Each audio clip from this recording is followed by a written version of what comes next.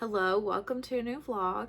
I just went to the library a couple of days ago to return some books, and of course while I was there I got 3 more books. I just love the library because it's free and I can get books there all the time instead of having to wait to save money to go get books at Barnes & Noble, which I still love to buy books, but I've just been on a big library kick right now and I've been finding so many good things there. So I'm going to show you all the 3 books I got. The first one I have is The Mysterious Bakery on Rue de Paris. And this is by Evie Woods. She's also written 2 other books that I see all the time, but I've not read them, and that's The Lost Bookshop and The Story Collector. I might be wrong, but I feel like her books have some kind of magical realism in them. I might have made that up, but that's kind of the vibe I get. I'm just gonna read the back of this to explain what it's about because I'm not honestly 100% sure. But I was kind of drawn towards it because of the cover. It says, "For Eddie Lane, a recipe for disaster doesn't require that many ingredients. Take an unhealthy amount of wishful thinking and a sprinkle of desperation, and that's how Eddie left everything behind in Ireland for her dream job at a bakery in Paris. Except the bakery isn't in Paris, and neither is Eddie." Actually, this is probably Edie. Now I'm thinking it's Edie. This might not be where Edie intended to be, but she soon realizes it's exactly where she needs to be. With it saying that she goes to Paris to work in a bakery, but it's actually not in Paris. That's why I'm thinking maybe it has kind of magical realism to it, but I'm not for sure. So I would like to try this. I also got The Eights by Joanna Miller. I think this book came out this year. It takes place at Oxford in the 1920s. And all I know about this is that we're following 4 women that go to Oxford and kind of the different things that they're going through. I don't think I've ever read anything that takes place at Oxford. I really would like to try this. And I kind of like reading about things set in the 20s. Because with historical fiction, I read a lot of World War II books, which I feel like that's because there are so many of those out. But I am excited to try this. And then the last one I have is also another historical fiction, and it's called The Matchmaker's Gift. I just heard about this book. I don't think it's new. It was written a few years ago, so it's not a new book, but I've never heard of it before. This is a dual timeline in the early 1900s and then 1994. Sarah is the young girl in the 1900s. Her family is Jewish and they've just moved to New York, and she figures out that she has this matchmaker's gift. Basically, she's really good at matchmaking, and it is kind of like a special ability that she has that some people actually do have. We're following Sarah at the beginning. One of the timelines follows Sarah in the early 1900s, and her family is Jewish and they've just moved to New York. And she figures out she has this gift of matchmaking, but it's not like she's just really good at it. It's like an actual, almost like a magical gift that she has. And then the other timeline is in 1994, and we're following her granddaughter. I think this one's going to be fun to read, just about the matchmaking part of it, but also really interesting about the Jewish part of it because that is a big part of this book. But I wasn't sure which one to start with, so I put a poll on Bookstagram. It was very close between 2 books.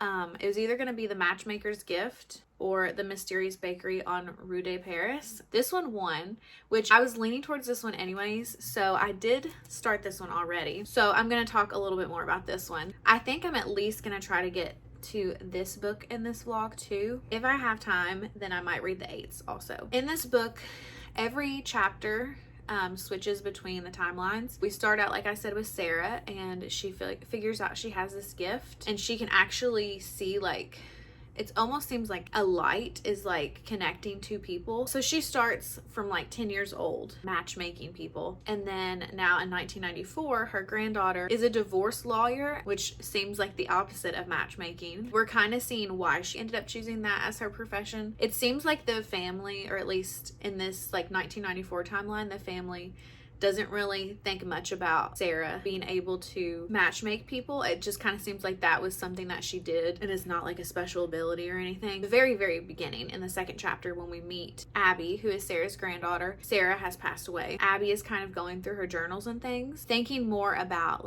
matchmaking and what exactly her grandmother did. I'm so into this book right now. I really love the writing style of this. I feel like it's so readable. Like I said before too, the Jewish culture part of it is really nice to read about. I think there's a note at the end of this that the author is going to talk about this, probably. I don't know if this is an actual thing in Jewish culture where they have matchmakers, because the early 1900s timeline, there are I don't know if they're religious people. They're not rabbis, but it seems like they might be religious, and they are matchmakers that get paid to put people together. But it seems like they also have that gift. So I don't know if that is an actual thing or if it's just part of the book. So I'm really thinking that by the end that I'll know this, because I did see there is an author's note about like a historical thing, but that has been really interesting to read about. And then also with Sarah, like they moved to New York when she's 10. We're kind of seeing her like grow up there, and they're pretty poor. Like they have like 8 people in a 3-room apartment, and they're just kind of struggling. So I really like seeing like the historical part of that, of them trying to like make it in America. But I'm really liking both timelines. So I'm really happy about that, because I feel like sometimes with books that have like the dual timelines, you'll like one more than the other. But both of these I'm very interested in. I'm thinking that in Abby's timeline in 1994, that maybe she will end up having some kind of a romance with someone. I'm not sure yet. I think that is gonna happen in this. So far, really, really loving this one, and I feel like I'm gonna read it so fast. I'm gonna go read probably a big chunk of The Matchmaker's Gift. I'll let you all know if I'm still feeling the same way and if I'm still loving it.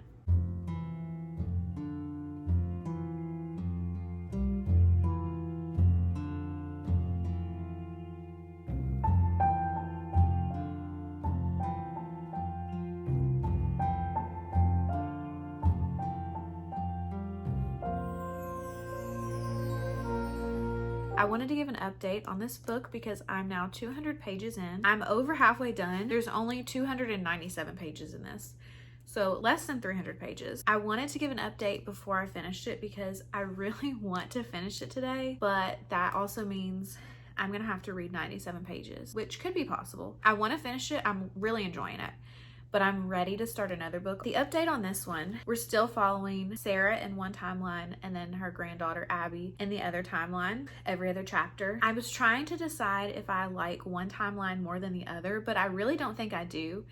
Maybe just a little bit Sarah's timeline in the early 1900s, and I think that's only because it feels like that part of the book feels more historical fiction, and I love historical fiction. Technically, I guess Abby's part of the book is in I think it's 1994. So would that be considered historical fiction too?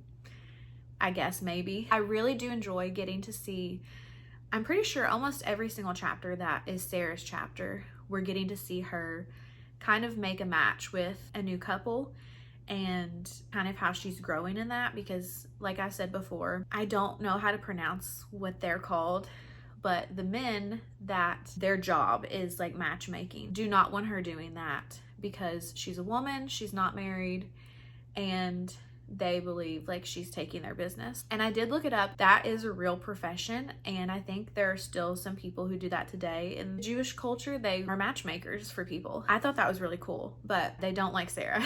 She's just kind of trying to navigate that and still use her gift. Again, her gift is different than theirs. Like that's kind of like, that's what their job is. They're researching and trying to find matches. She just has that kind of like, I guess, magical gift of she knows who's supposed to be together. And then in Abby's timeline, she's basically learning more about her grandmother. I don't want to say too much, but kind of learning more about matchmaking also, and trying to figure out, I guess, love for herself as well. I'm just really enjoying both timelines, and this book is very good. I feel like it's a good one to read too, because I feel like it's different than what I normally read. I do read historical fiction, but this, I guess because it has that like magical realism element to it. Besides like reading World War II books, I don't read a lot of books about people that are Jewish, so that is really interesting too, and I really like that part. And I'm just really curious to find out what's going to happen. One, how does Sarah find her husband? That's what's going to happen with Abby and her career, and just as she's learning about her grandmother. I really don't know what's going to happen at all. I do want to try to finish this today and start a new book, so we will see if that happens. I don't have really any plans today except for to read, and there are things I would like to do around the house. We'll see if I get to those because I'm just feeling completely exhausted. I feel like I'm going to be saying that now like all the time. I'm just exhausted, but I am thankful that I do have the opportunity that I can rest, because if I didn't, I feel like I would be in a really bad mental state. I'm gonna go read some more of this book now, and Probably the next time I update you all, I will have finished it. Also, I forgot to say, but I have this Emma bookmark, like Emma by Jane Austen. And I'm using it for this book specifically because Emma is like a matchmaker. So I feel like this is the perfect bookmark for this book.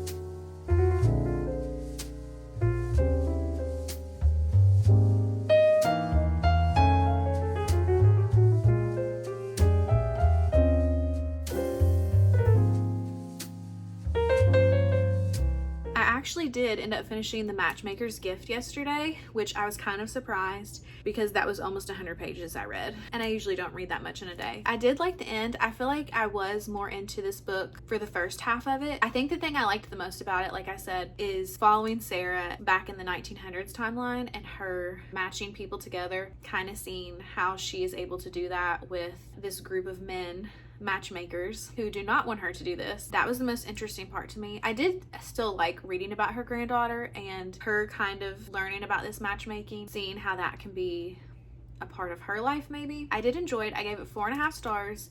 It just didn't feel like a 5-star book to me, but I would definitely recommend it because I feel like it was a really interesting historical fiction book because of the whole, I guess it was kind of magical realism because of Sarah's gift. If you think that you would like this, I would definitely pick it up because I really did love it. Now I'm trying to figure out what I want to read. I still have these 2 books from the library, The Mysterious Bakery on Rue de Paris and then The Eights, and I'm trying to figure out if I want to read one of these because I would like to read one more book for this vlog. I read the first chapter of this one yesterday and I can't tell if I'm gonna like it yet, but I will say it is just over 300 pages, but I feel like the words are very big in this. So I feel like it feels more like a less than 300 page book. So I think I could read this one fast. A problem that I have is most of the time I'll look on Goodreads to see what other people have said about it. And I don't have any friends on there that have read this, but I was looking at other people's reviews and I feel like they were all over the place. There were some 3 stars and some 4 stars and some 2 stars. And I don't know, that kind of deters me from reading it or wanting to read it, which I shouldn't feel that way because I need to experience it on my own to make my own decision about it. It seems like it could be cozy, so I don't know if I'm going to read it, but I will tell you what I've read so far. Edie decides that she kind of wants to do something different with her life and like get out and go live somewhere else. So she sees an ad for a bakery in Paris needing someone to work there, and she decides that that would be the perfect opportunity for her.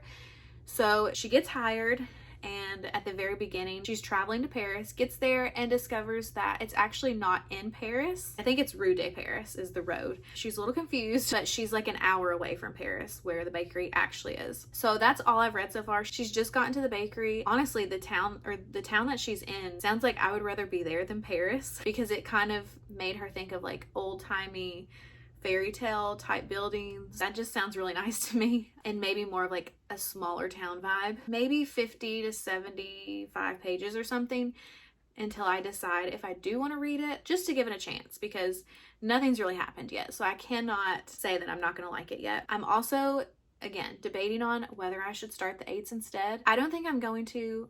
I think, like I said, I'm going to give the other book more of a chance, and then if I decide not to read that, then I'll read this one. I don't know. I feel like I need somebody to tell me what to read that has read both of them. That is what I need to figure out right now. I don't know if I'm gonna have time to read today. I think I will for at least a little while. I'm gonna go finish up some chores and then get back into this book. Next time I talk to you all though, I will have made a decision, hopefully.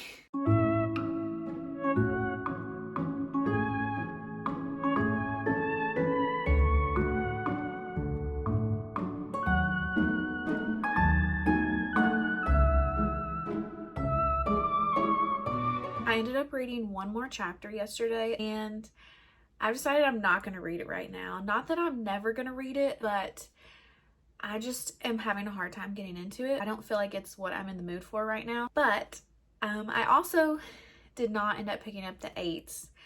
I randomly decided to try the English Masterpiece. It's on Kindle Unlimited. I am loving it so much. I think I'm about 25% through it, which I just started it yesterday and I don't feel like I read for very long, but I looked it up. I think it's only like 300 pages. So I'm really just flying through it and it's not very long. And this takes place in the 1970s, but we're following Lily, who is an assistant to, I can't remember what this woman's job is, but she's like a higher up person in this art gallery. So Lily is her assistant. Picasso has just died. So they're wanting to make basically like, I guess, a memorial for him, or like remembering his art pieces. So they put that together, and now the day has come and Lily's there and she's walking around looking at the different pieces, and she notices one and just says out loud that it's a forgery without really thinking about it. And now we're kind of seeing how that has caused a lot of problems for multiple people, because the newspaper was there and the director of the gallery is there. It's going to make things harder for her boss. Like, there's just a lot of bad things for people that are coming out of her saying that. So that's basically where I am.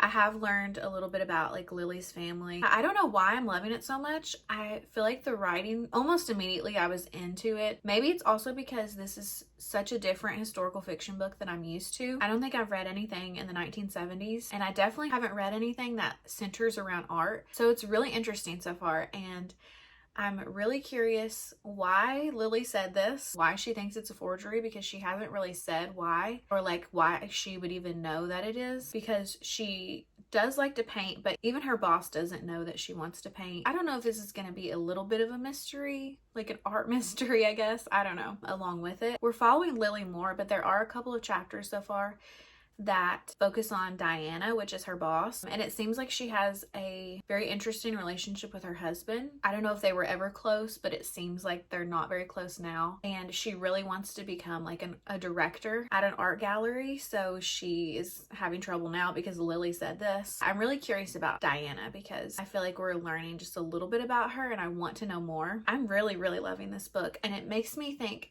of the other Katherine Reay book that I read. I mean, they're completely different. I read The Printed Letter Bookshop. It is not a historical fiction book, but it reminds me of when I read that one, because I remember picking it up and not being able to put it down and just reading it so fast. And now I'm feeling like that with The English Masterpiece. Like, I just want to pick it up and keep reading it. So I'm guessing I just really like her writing. I need to read more by her. I think there was a book that came after The Printed Letter Bookshop, like in that same world, I guess, and I never read that. I guess I'm more of a fan of her than I'd even realized. Sadly, I'm probably not going to be able to read anything today. I'm hoping I have a little bit of time, but I'm guessing I'm not going to, because it's going to be a pretty busy day. We have a little festival or whatever going on downtown that we're going to go to, and then we also have a wedding to go to later today too. So I feel like the day is just completely packed. If I have any bit of time that I'm not doing something, then I'm going to try to read some more of that today, or maybe it won't be too awfully late when we get home tonight and I can read some before I go to bed. I just wanted to say I'm super into this book and I'm really happy that I started it.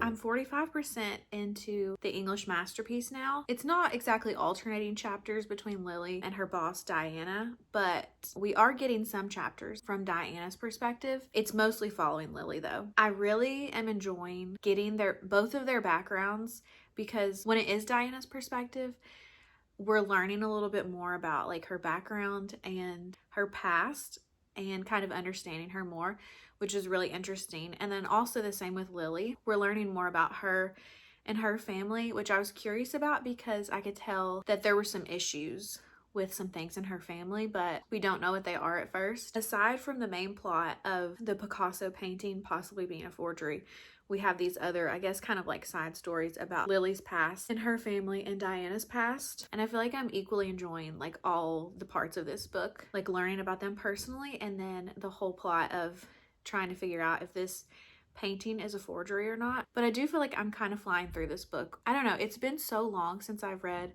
The Printed Letter Bookshop by Katherine Reay that I don't know if her writing has gotten even better or if it was just as good in that book, but I feel like her writing is so good. Like, it has me wanting to keep reading and not wanting to put the book down. I'm just really enjoying this book, and I'm so happy that I decided to read it, because I feel like I was having trouble like being interested in other books that I was trying to pick up.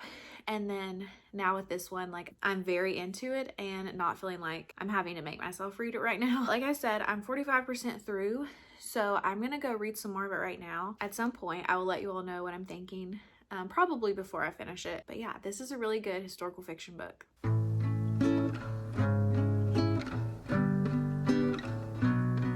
I thought I would have given an update before I finished the English masterpiece, but I actually finished it already. So now I'm just gonna tell you what I thought about it. I absolutely loved it. I'm trying to think about why I loved it so much, but I think it was just because it's so different than what I've read before. It was just so interesting. I loved just kind of learning a little bit more about like the art world. Honestly, while I was reading it, I kept thinking about how this would be a good movie to watch. Like I would really like to see that movie. I kind of already talked about how we were learning more about Diana and we were also learning more about Lily, their past and their families and different things like that, which I really loved that part as well. I am happy that we followed Lily a little bit more than Diana. I really liked learning about her. The ending kind of made me a little bit nervous, like what was going to happen. Yeah, it was just so good and so enjoyable. And I really like, it wasn't too long. I feel like I can't say enough good things about it right now. I would highly recommend this book, especially if you like historical fiction or if you're just wanting some kind of book about like an art heist, I guess. That's kind of what it felt like. I really liked how things were revealed throughout too, and we were kind of learning things along the way. If you couldn't already tell, I gave it 5 stars, but it was just so enjoyable. And now I'm really excited to read some more historical fiction books by Katherine Reay because I haven't read any by her except for this one now. I have heard good things about, I can't remember what it's called. I know it has Moscow in the title. I'll put it here. But I've heard good things about that one. And honestly, I didn't even realize that she wrote so much historical fiction because I really know her from the Printed Letter Bookshop, and apparently she has multiple books that are historical fiction, so that's really exciting. But now that I finished that book, I'm gonna wrap up this vlog. I feel like I didn't really do much in this one. I basically just read, but I feel like that's also just realistic to my life right now. Not doing much. I hope that you enjoyed this vlog and that maybe I have convinced you to pick up one of these books that I read. But if you've made it this far into the video, thank you for watching and thank you for being here, and I'll see you next time.